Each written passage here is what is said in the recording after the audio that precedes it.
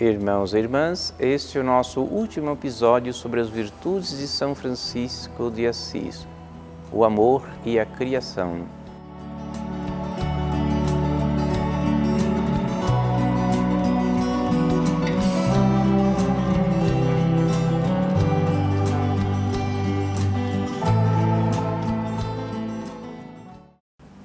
Outra dimensão da vida de Francisco é o seu carinho para com as coisas criadas.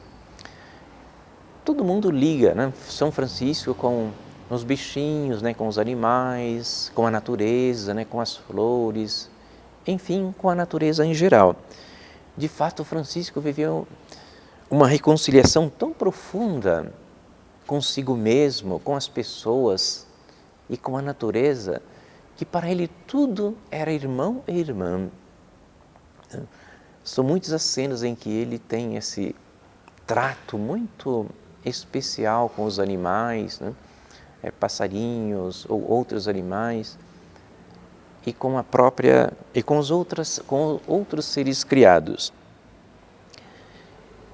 No fim da sua vida, ele até compôs o hino, né, do Irmão Sol, que é chamado também de Cântico das Criaturas, em que ele vai louvando a Deus através de cada criatura.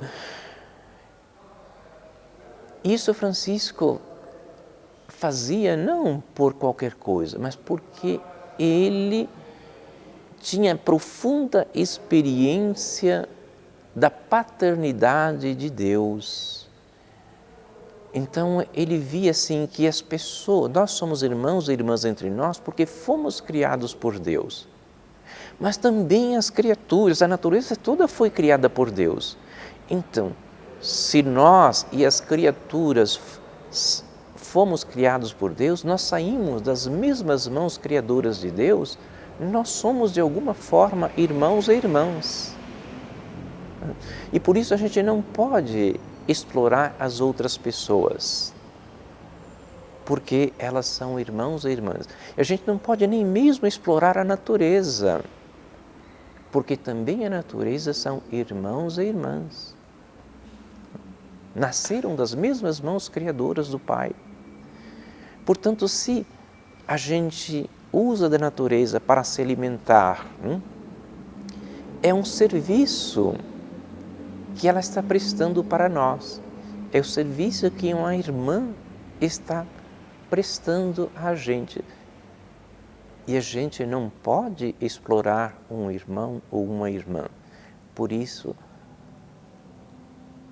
a vida nossa em relação à natureza tem de ser assim, na experiência da fraternidade, tem que ser uma relação, né, harmoniosa. Temos de estar na natureza, como diz o Papa Francisco, como na casa comum. Nós não podemos viver na natureza como se ela fosse simplesmente a moldura de um quadro bonito e esse quadro somos nós. E a moldura não tem importância, porque afinal de contas, se troca a moldura, o quadro fica o mesmo. De jeito nenhum. A natureza, o meio ambiente, não é uma moldura externa e acessória simplesmente. Ela é essencial, fazemos parte, tudo está interligado.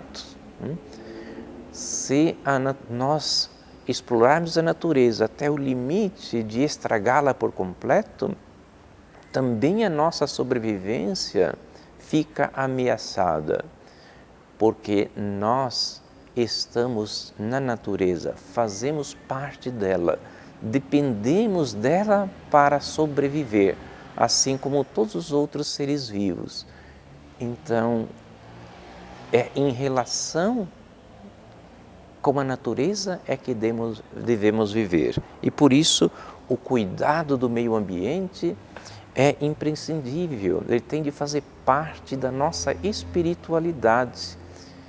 Temos de ver como São Francisco, como o Papa Francisco fala, temos de viver uma ecologia integral, que respeita as pessoas e que respeita a natureza, cada um dos seres criados. E de fato o Papa Francisco até escreveu uma encíclica, chamada Laudato Si, que fala justamente desse respeito com a natureza.